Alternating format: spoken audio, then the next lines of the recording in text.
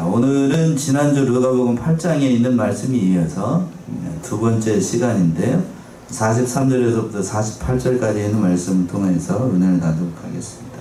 48절 보시면 예수께서 이르시되 딸아 내 믿음이 너를 어떻게 하였으니 구원하였으니 평안히 가라 이렇게 말씀하셨는데, 이 말씀을 의지해서 내 믿음이 너를 구원하였느니라 라는 말씀의 제목으로 주일 오전 예배 시간 은혜 나누도록 하겠습니다. 제목이 참 좋은 것 같아요. 제목을 한번 따라서 해봅시다. 내 믿음이 너를 구원하였느니라. 내 믿음이 너를 구원하였느니라. 다시 한번요. 내 믿음이 너를 구원하였느니라. 내 믿음이 너를 구원하였느니라. 그래요. 너의 뭐가 너를 구원했다고요? 믿음이 너를 구원하였다. 본문의 말씀은 해당장 야이로의 딸을 살리러 가는 도중에 12해를 혈류증을 앓던 그 여인을 예수님께서 고쳐주신 것을 기록한 말씀입니다.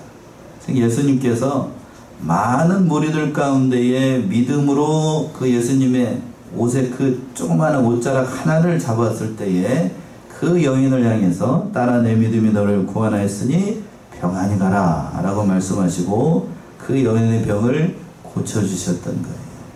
자, 오늘 이 말씀을 통해서 12해를 혈류증을 앓았던 여자의 믿음을 살펴보고 어떠한 믿음을 가졌습니까? 오늘 이 시간 같이 상고해 보도록 하겠습니다.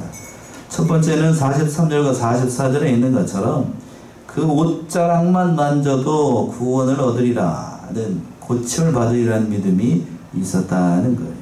43절 보시면은요, 이에 12해를 혈류증으로 앓는 중에 아무에게도 고침을 받지 못하던 여자가 12해를 혈류증을 앓고 있었다. 혈류증이라고 하는 건 피가 계속해서 흘러나는 병입니다.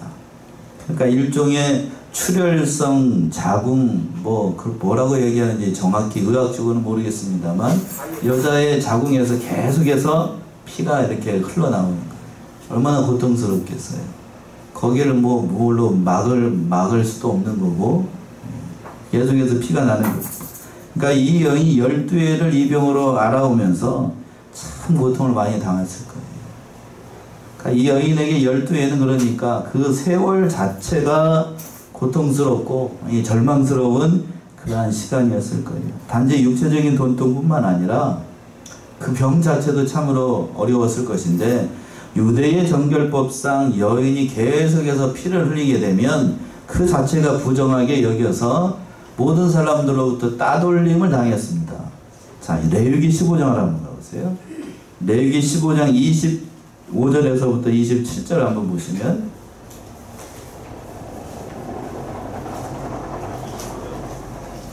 레위기 15장 25절에서부터 27절 보시면, 여인의 피의 유출이 그 불결 비위에 있어서 여러 날이 간다든지 그 유출이 불결기를 지나든지 하면 그 부정을 유출하는 날 동안은 무릇 그 불결한 때와 같이 부정한 듯, 무릇 그 유출이 있는 날 동안에 그의 눕는 침상은 그에게 불결한 때의 침상과 같고, 무릇 그의 앉는 자리로 부정함이 불결의 부정과 같으며, 이런 것을 만지는 자는 그 부정한 듯 옷을 빨고 물로 몸을 씻을 것이며 저녁까지 부정할 것이요.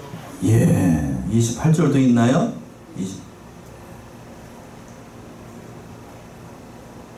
거기까지만 합시다. 27절까지 보시면 여인의 피의 유출이 그 불결기의 외에 있어서 여러 날이 간다든지 그 유출이 불결기를 지나간지 하면 그 유출을 하는 동안 무릇 불결할 때와 같이 부정하고, 만지는 모든 것이 다 어떻게 되는 거냐면 그 여자가 만지는 모든 게 다 불결해지는 거예요.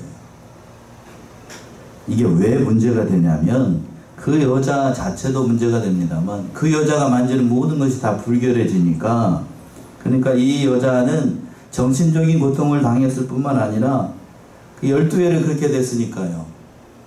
가족하고 같이 다닐 수가 없어요. 특별히 유대 사회는 그 하나님을 믿는 민족이니까 부정하면 예배에 참석을 할 수 없어요. 어디에 참석할 수 없다고요? 예배에. 제사에 참석을 할 수 없어요.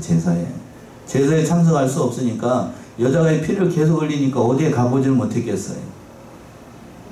지금 여러분들이 드리는 장소, 예배에 참석할 수가 없어요. 제사에 참석을 할 수가 없어요. 멀리서 구경할 수는 있어도 참석을 할 수가 없어요. 결국 그러니까 다 만지는 것보다 다 부정해지니까 가족들도 부정해지고 만지는 물건도 부정해지니까 같이 살 수가 없어요. 그래서 유대 사회에서 문둥병과 더불어서 저주받은 병 가운데 하나가 바로 이 병이에요. 병 자체도 참으로 위중한데 예수님을 그 유대 민족은 하나님 믿는 백성이라고요. 하나님 믿는 백성이 하나님을 섬기는 그 제사에 참여하지 못한다라고 하는 건 얼마나 고통스럽겠냐. 물론 가족들과 같이 떨어져 살아야 되는 건 당연한 일이고 그 해를 몇 년이나 했다고요? 12년. 우리말에 그런 말이 있습니다. 긴 병 끝에 뭐가 없다? 효자가 없다. 처음에는 아버지 어머니가 병원에 실려가시면 어떻게 한다 그러면서 자식들이 뭘 하는 거 해줄 것처럼 합니다만 그것이 한 달이 가고 두 달이 가고 1년이 가면 그 효자 밑바닥 다 드러나요. 본전 다 드러난다. 근데 그 일을 몇 년을 했냐면 12년을 했으니까 참으로 고통스러웠을 거라고. 12년. 말이 12년이지. 그러니까 병도 병이지만 사랑하는 사람들로부터 버림받고 홀로 살아간다는 것 자체가 참 고통스러웠을 거라고. 견디기 아마 어려웠을 거라고요. 아마도 이 여자의 삶을 돌아보게 되면 그랬을 겁니다. 살아가는 것이 그렇게 피를 흘리면서 살아가는 것이 차라리 죽는 것만 못하는 그러한 힘겨운 날을 보냈을 수도 있을 거라고. 아마 모르긴 몰라도 현대에 이런 불치병에 걸렸다라고 하면 아마 죄송한 얘기입니다만 자살하려고 하는 사람들도 많았을 거예요. 그렇겠죠? 아마 그러지 않은 게 참으로 다행인데 그 하반절에서 그랬죠? 43절 하반절. 아무에게도 고침을 받지 못하던 여자. 12년 동안 이 혈류증을 앓는 동안에 이 여자가 이 병을 고치기 위해서 안 찾아다녔던 의원이 있겠습니까? 이 방법 저 방법 써보고 용하다는 의원 다 찾아보고 의원이라는 의원을 찾아보고 요새 말로 병원이라는 병원을 다 해보고 이 방법 저 방법 다 써봤지만 아무런 효용이 없어. 괴로움만 더해갔던 거예요. 괴로움만. 그리고 가지고 있던 그런 재산도 얼마 안 됐겠습니다만 그 재산도 다 허비하고 병 때문에 그러니 가족하고도 헤어져 제사에도 참여하지 못해 있는 재산도 다 허비하게 되고 그러니까 아주 죽을 지경을 만나게 됐던 거예요. 그래서 어려우니까 문둥병과 같이 치료할 수 없는 그 저주받은 병이라고 생각을 해서 이 병에 걸리게 되면 낫기 위해서 미신들이 많았어요. 미신이. 어떤 미신이 있는가 하면 한번 제가 이제 이 말씀을 준비해서 찾아보니까 그런 게 있더라고요. 두 가지가 있는데 들어보세요. 흰 암나귀 똥 속에서 흰 암나귀, 나귀가 흰색이 있나요? 흰 암나귀 똥 속에서 보린 하나를 찾아가지고 그것을 몸에 지니고 다니면 그 병이 낫는데 이게 쉬운 일이겠어요? 나귀가 흰색이 어디 있어? 그 똥 속에서 또 보리 나달 하나를 찾는데 나귀는 그 저기 동물이라 이 새김질을 해가지고 이게 곡식을 다 어떻게 해서 먹죠? 씹어서 이게 되새김질해서 먹어요. 나달이 나올 가능성이 거의 제로에 가까워. 제로에. 그걸 찾아가지고 나오면 된다는 그런 저기도 있어. 미신도 있었고 또는 어떤 게 있었냐면 마늘과 같은 식물에 포도주를 섞어가지고 먹으면 낫는다. 마늘에다가 포도주를 어떻게 섞는지 모르겠지만 아무튼 그래서 먹는다는 거고 또 환자를 깜짝 놀라게 하면 혈류병이 낫는다라고 하고 그렇게 해가지고 하는 사람들이 있어요. 딸꾹질 우리 그 멈추게 할 때 놀라게 하는 것처럼 아주 각종 미신이 많았다라고 해요. 검증되지 않은 그러한 미신들이 많았었는데 현대의학이 발달된 지금도 여러 가지 뭐 대체의학이라고 이상한 것 많이 있잖아요.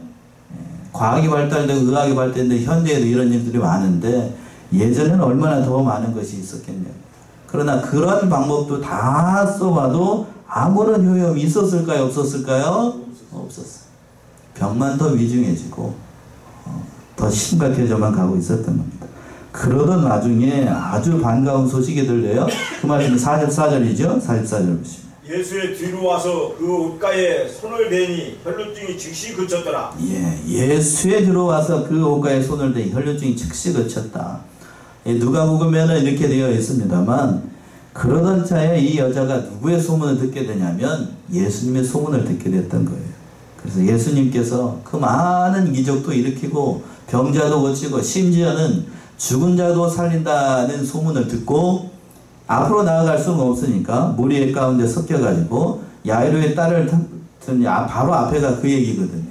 돼지떼 2,000마리를 통해서 귀신 들렸던 사람을 고쳐주고 또 이 바로 앞에 회당장 야이로의 딸을 죽은 그 딸을 살리러 가는 그 길에 숨어가지고 예수님의 무리 가운데 숨어서 뒤로 갔던 거예요. 뒤로 갔어. 근데 여기서 왜 예수님의 뒤로 갔을까? 그때 당시 유대의 율법에 따르게 되면 여자가 누구 앞에 감히 나설 수가 없냐면 남자 앞에 올 수가 없습니다. 더더군다나가 그 남편도 아닌데 남자의 신체를 만진다라고 하는 건 그건 율법 위반이에요. 요즘은 그렇지 않죠? 여자가 감히 남자 앞에 서는 게 뭐요? 뭐 달라들고 난리도 아닌 세상이 됐는데 그런 거 아닙니다. 요즘은 말도 안 되는 얘기입니다만 그때 당시에는 그랬다고 하는 거예요.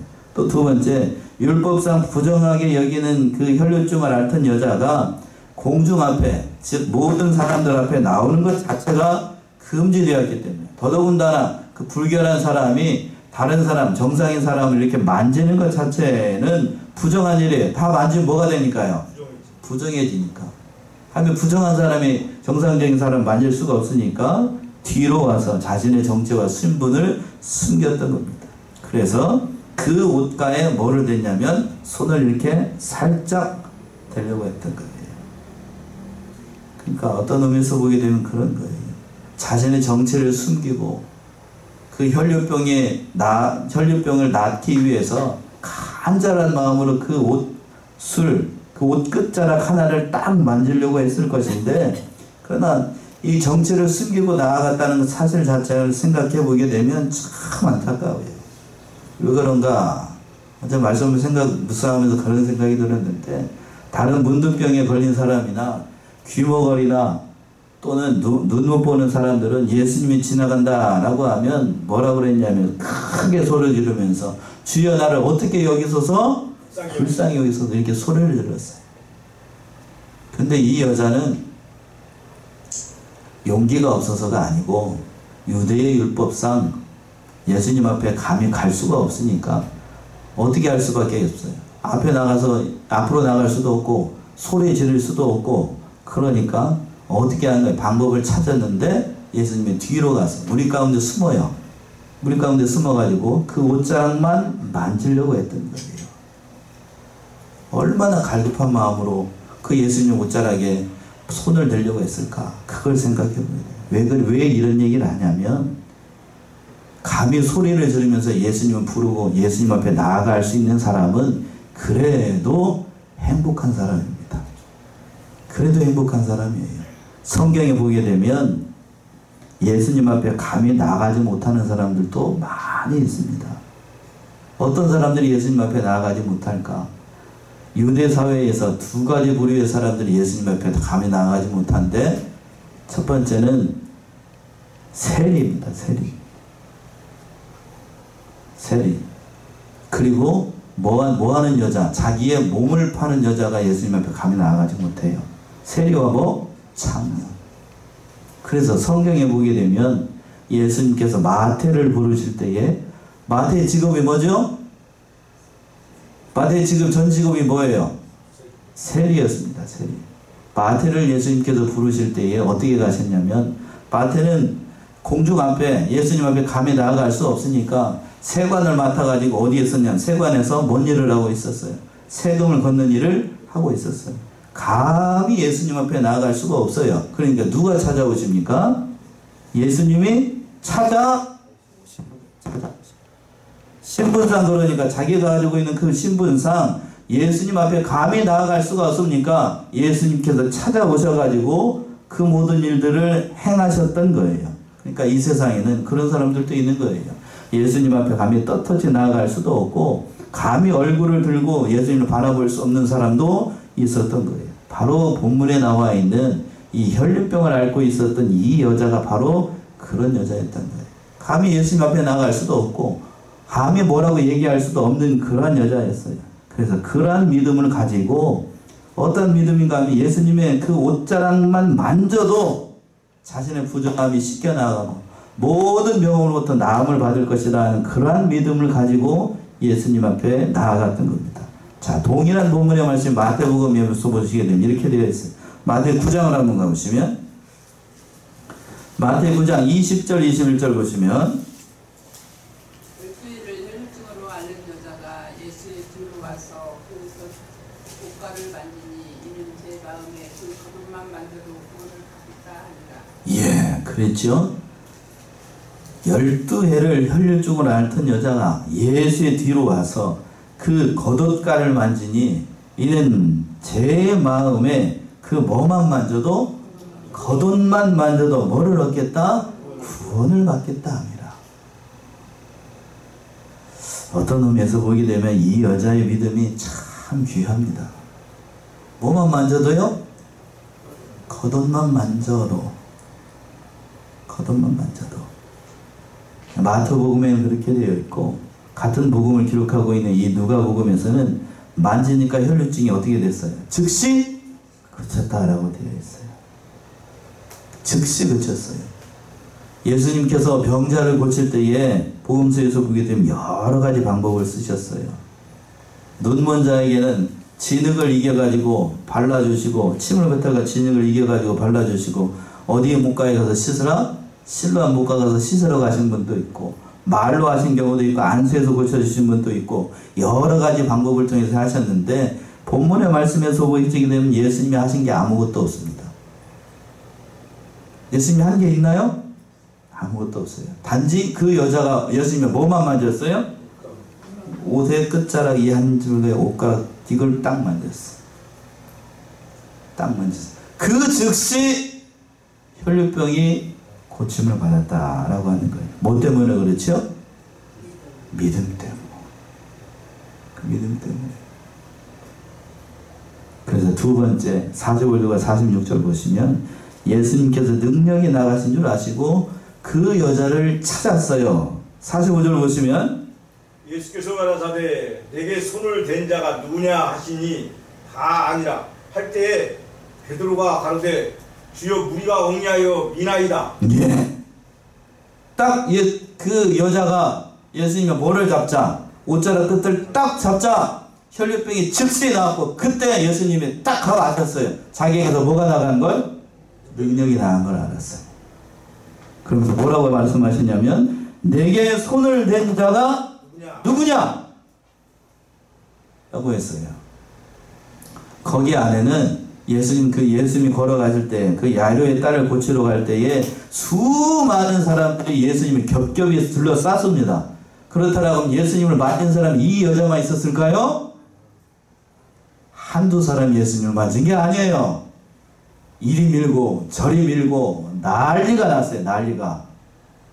얼마 전에 그 대통령 선거 있었죠. 저기 국회의원 선거 있고 지금 미국도 국회의원 선거 대통령 선거한다고 난리도 아닌데 뭐 저기 트럼프가 얼마 전에 뭘 맞았죠?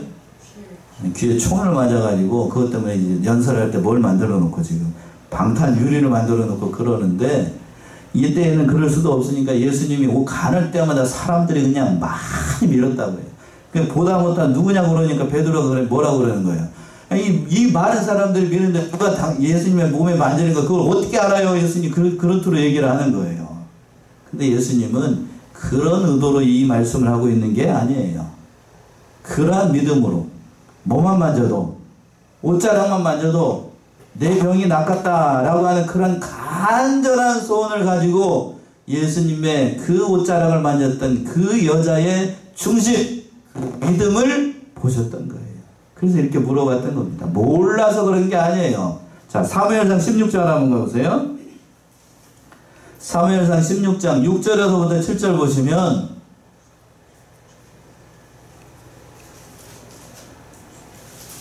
사무엘상 16장 6절에서부터 7절 그들이 오매 사무엘이 엘리압을 보고 마음에 이르기를 여호와의 기름 부으실 자가 과연 그 앞에 있도다 하였더니 여호와께서 사무엘에게 이르시되 그 용모와 신장을 보지 말라. 내가 이미 그를 버렸노라. 나의 보는 것은 사람과 같지 아니하니 사람은 외모를 보거니와 나 여호와는 중심을 보느니라. 예, 참으로 귀한 말씀인데 그들이 오매 즉 그 이새의 아들을 중에서 왕으로 세울 만한 사람이 있는가 해가지고 이새를 방문했어요. 사무엘이. 그러고 난 다음에 아들들이 이렇게 오는 겁니다. 그들이 오매 사무엘이 누구를 봤어요? 엘리압을 보고 마음에 이르기를 여호와의 기름 부을 자가 과연 그 앞에 있도다. 그러니까 엘리압을 딱 보는 순간 장남인데 그걸 딱 보는 순간 사무엘도 마음에 드는 거예요. 사무엘도 이때 뭐를 본 거예요? 그 중심을 본 게 아니고 어디를 봤어요? 외모를 봤던 거예요. 그런데 하나님이 대답하십니다. 여호와께서 사무엘에게 이르시되 그 용모와 신장을 보지 말라. 내가 이미 그를 버렸노라. 나의 보는 것은 뭐와 같지 않고 사람과 같지 아니하니 사람은 뭐를 보거니와 외모를 보거니 나 여호와는 뭘 봐요? 중심을 봐요. 그러니까 오늘 말씀이 그대로 적용한다라고 하면 그 여자의 뭐를 예수님께서 보셨냐면 그 중심 곧 믿음을 보셨던 거예요. 믿음을 보셨어요. 예수님의 이 사건 당시에 예수님께서 이 여자의 정체를 처음부터 알고 계셨습니다. 근데 왜 모르는 것처럼 모든 사람들이 다 보게끔 심지어는 베드로가 책망한 투로 얘기를 하는 것처럼 하게끔 왜 내 손에 손을 댄 자가 내 몸에 손을 댄 자가 있느냐? 왜 물어봤을까요? 몰라서가 아니겠죠? 누구의 정체를 드러내기 위해서? 이 여자의 정체를 드러내기 위해서. 그리고 또 좀 더 정확히 얘기한다라고 하면 그 여자의 뭐를 증거내기 위해서? 그 여자의 믿음을 드러내기 위해서. 그 믿음. 성경에 보게 되면 예수님께서 가장 기뻐하신 건 그 사람이 잘났건 똑똑하건 유능하건 그런 게 중요한 게 아니고 그 사람이 비록 볼품없는 여자이고 병자이고 지난주에 말씀에 이르게 되면 흉악하게 마귀가 몇 마리가 들어가 있어요. 그 조그만한 그 사람 몸에 2,000마리가 들어있는 그렇게 들어가는 그런 사람이라고 할지라도 그 중심 가운데 뭐가 있으면 믿음이 있는 사람 하나님 기뻐하셨어요. 예수님 기뻐하셨습니다. 그리고 그런 사람을 만날 때마다 예수님이 참으로 기뻐하셨던 거예요. 저 오늘 본문의 말씀에 등장하고 있는 이 여자도 비록 그 몸은 혈류병으로 참 어려운 가운데 있지만 그 중심이 예수님의 옷자락만 만져도 낫겠다라고 하는 그런 간절한 믿음이 있어요. 그걸 예수님께서 보셨던 거예요. 그리고 그러한 믿음을 예수님께서 모든 사람들 앞에 드러내시기를 원했던 거예요. 그런데 이 상황을 이해하지 못하는 베드로는 뭐라고 얘기를 하냐면 주여 무리가 옹이하여 베드로는 그 상황만을 얘기를 하는 그 상황. 이렇게 많은 사람들이 예수를 믿는데 누가 예수를 만졌는지 우리가 어떻게 합니까? 라고 이렇게 얘기를 했던 거예요. 그러니까 여기서 보게 되면 베드로는 아직까지도 영이 어려가지고 무지해서 예수님의 말씀의 의도를 정확하게 깨닫지 못했던 겁니다. 언제까지 깨닫지 못하죠? 예수님이 돌아가실 때까지. 심지어 예수님이 돌아가시고 부활하시기 전까지 그 예수님의 정체에 대해서 정확하게 깨닫지 못해요. 그래서 정확하게 깨닫지 못하니까 베드로를 비롯한 제자들은 예수님께서 잡히시는 날 다 버리고 베드로는 예수를 몇 번씩 부인하고 3번씩 부인하고 다 도망가요. 다 도망가. 그래서 이렇게 얘기를 합니다. 그런데 예수님은 그 말을 듣고 46절처럼 얘기하죠. 46절 보시면 예수께서 가라사대 내게 손을 댄 자가 있도다. 이는 내게서 능력이 나간 줄 알리로다 하신대. 예, 베드로의 말을 듣고 예수님이 대답하십니다. 예수께서 가라사대 내게 뭐를 댄 자가 있다? 손을 댄 자가 있다. 예수님이 그렇게 많은 무리들이 밀려고 오고 있는데 나에게 손을 대서 나의 능력을 나가게 한 믿음을 가진 자가 이 무리 가운데 있다는 얘기예요. 그걸 예수님께서 지적을 하신 겁니다. 그러면서 뭐라고 얘기를 하셨냐면 이는 내게서 뭐가 나간 줄 압니다. 자, 거기다 한번 해보세요. 거기다 동그라미에서 뭐가 나간 줄 안다고요? 능력이 나간 줄 안다. 제가 왜 이 말씀을 드리냐면 여기서 주의해야 될 게 있어요. 예수님께서 능력이 나갔다는 말은 예수님께서 그 여자의 병을 치유했기 때문에 예수님의 능력이 나갔으니까 예수님의 능력이 손상을 입었으니까 그걸 다시 찾아야 되겠다는 의미로 이 말씀을 한 게 아니라는 얘기예요.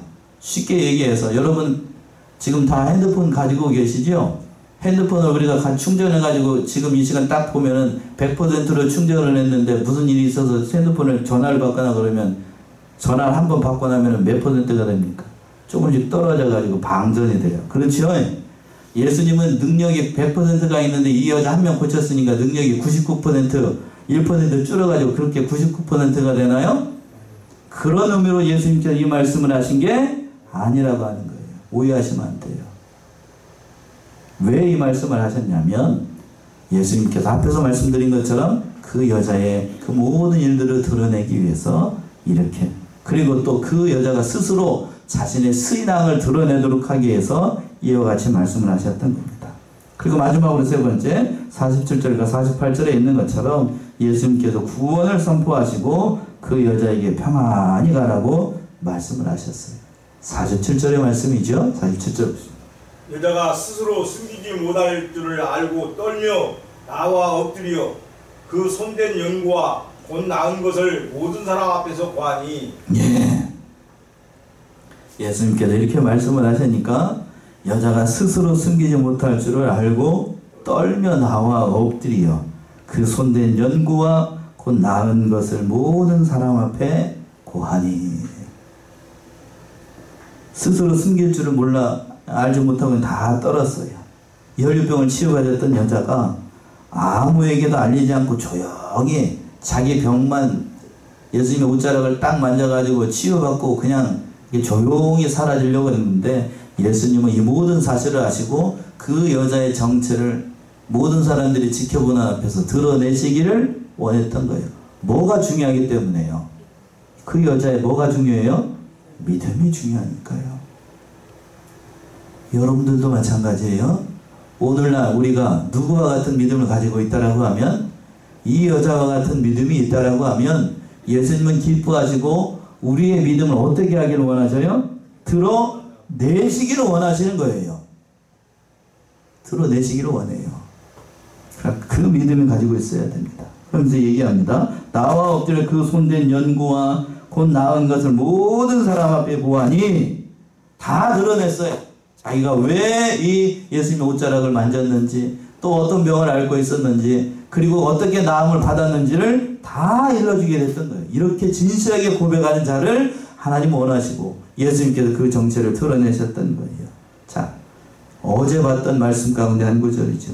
지난 금요일날 로마서 10장 9절에서부터 10절 보시면 하나님께서 이러한 자를 구원하신다라고 말씀하셨습니다. 로마서 10장 9절에서부터 10절. 내가 만일 내 입으로 예수를 주로 시인하며 또 하나님께서 그를 죽은 자 가운데서 살리신 것을 내 마음에 믿으면 구원을 얻으리니 사람이 마음으로 믿어 의에 이르고 입으로 시인하여 구원에 이르느니라. 예, 어제 금요일날 우리 수련할 때 봤던 말씀이에요.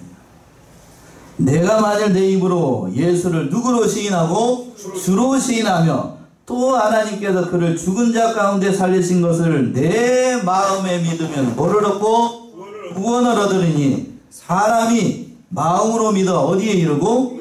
의에 이르고 믿음 입으로 시인하여 구원에 이른다. 지금 이 여자가 예수님 앞에서 그러한 신앙 고백으로 예수님을 밝히기를 원했던 거예요. 이런 진실한 믿음을 가지고 예수님 앞에 고백하는 자신의 못남과 자신의 어리석음과 그리고 또 자신이 어떻게 예수님을 믿게 되고 어떻게 치용을 받았는지를 다 드러낼 때에 예수님께서 그러한 은혜를 베풀어 주셨던 거예요. 그래서 이걸 통해서 예수님께서 그 여자의 믿음을 드러내시고 또 예수님께서 바로 그리스도라는 사실을 그 모든 사람들 앞에서 드러내셨던 겁니다. 그리고 마지막 48절과 같이 예수님께서 말씀하시는 거예요. 48절 보시면 예수께서 이르시되 딸아 내 믿음이 너를 구원하였으니 평안히 가라 하시더라. 자, 우리 48절 같이 합독합시다. 참 귀한 말씀이에요. 48절 시작. 예수께서 이르시되 딸아 내 믿음이 너를 구원하였으니 평안히 가라. 참 귀한 말씀입니다. 예수께서 이르시되 딸아 내 무엇이 너를 구원했다고요? 믿음이 너를 구원하였으니 평안히 가라. 이 말씀은 여자가 단순히 육체적인 질병만 고침을 받은 것뿐만 아니라 그 영혼이 예수로 말미암아 구원을 받았다는 사실을 모든 사람들이 지켜보는 앞에서 선포하고 이 사람도 하나님의 백성이 되었다는 사실을 드러내신 거예요. 우리는 예수님을 따라갈 때 우리가 마태복음이나 복음서에 있는 모든 기적들을 볼 때 그 기적을 통해서 나음을 받은 것만 보는 게 아니고 그걸 중요한 게 아니라 그 일을 통하여서 누구를 발견해야 되냐면 누구를 발견해야 되죠? 예수를 발견해야 돼요. 예수를. 그런데 성경에 보게 되면 그 기적을 통해서 예수를 발견한 사람도 있지만 예수를 발견하지 못하고 그 병에서 나음을 받은 것만 기뻐하고 감사하는 사람들이 많았습니다. 그러한 일은 오늘날에도 마찬가지예요. 오늘날에도. 교회 안에서 뭐 어떤 일을 행사를 통해서 교회에서 하는 일들이 즐거워서 교회 오는 사람들도 있고 더더군다나 우리 교회는 그런 사람이 전혀 없습니다만 좀 규모가 크다 하는 교회에 가게 되면 교회에 뭐 하기 위해서 오는 사람들이 만나면 장사하기 위해서. 뭐 하기 위해서요? 장사하기 위해서. 그래서 교회에 가게 되면 조금 크다는 교회에 가게 되면 보험하는 사람들이 그렇게 많아. 뭐 하는 사람이요? 보험쟁이들이 이렇게 많아. 또 사업하기 위해서. 장사꾼들이 그렇게 많아요. 그러나 그건 중요한 게 아니야. 그건 2차적인 거예요. 2차적인. 정말로 믿음의 세계에서 중요한 건 이 여자가 가지고 있었던 것처럼 순수한 믿음으로 예수님을 발견하는가. 그런 사람이 참으로 중요하다는 거예요. 그 순수한 믿음을 보시고 예수님께서 선포하시죠.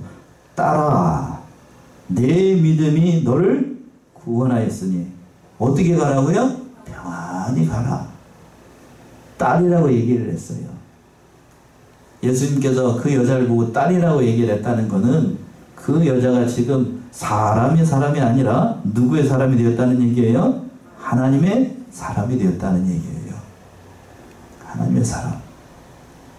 그 예수님께서 딸에게 불렸던 이 여자는 우리 정경에는 없고 외경에 보게 되면 이후에 예수님께서 십자가를 지시고 갈보리산으로 올라가실 때에 우리가 멜 깁슨이 감독했던 패션 오브 크리스트라고 하는 영화에서도 잠시 등장하는 여자인데 이 여자가 예수님이 넘어졌을 때에 물을 들고 가고 그리고 수건으로 예수님의 얼굴을 닦아줬던 여자가 있습니다. 기억하시는 분 있을지 모르겠는데 그 여자의 이름도 있어요. 거기에 천주교에서는 그래서 그 여자를 성녀라고 합니다. 성녀를 추적해가지고 그 여자인데 그 여자라고 얘기를 해요. 정경에는 없는 얘기고 외경에는 있는 얘기입니다. 아무튼 그 여자가 지금 구원을 받았어요. 구원을 받았어요. 그러니까 진실한 믿음을 가지고 있으면 예수님을 기쁘게 하고 하나님의 기적의 역사에 참여하고 그 모든 일들을 통하여서 구원을 얻게 된다는 얘기예요. 자, 마지막으로 한 군데만 찾아보고 오늘 본문의 말씀 마칠게요. 히브리서 11장 6절. 뭐가 그렇게 중요한가? 히브리서 11장 6절.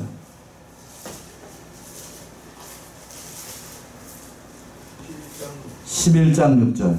믿음이 없이는 기쁘시게 못하나니 하나님께 나아가는 자는 반드시 그가 계신 것과 또한 그가 자기를 찾는 자들에게 상 주시는 이심을 믿어야 할지니라. 자, 히브리 11장 6절. 마지막으로 우리 합독해 봅시다. 다 찾으셨죠? 히브리 11장 6절. 시작. 믿음이 없이는 기쁘시게 못하나니 하나님께 나아가는 자는 반드시 그가 계신 것과 또한 그가 자기를 찾는 자에게 상 주시는 이심을 믿어야 할지니라. 뭐를 주신다고요? 상 주시는 것.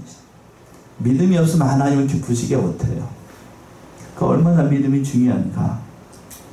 오늘 기도도 그렇게 하셨습니다만 우리 성도들 가운데 참 많은 성도들이 우리 교회 가운데 있는데 성안교회 가운데 있는데 그 중에서 두 분이 지금 와병 중이십니다.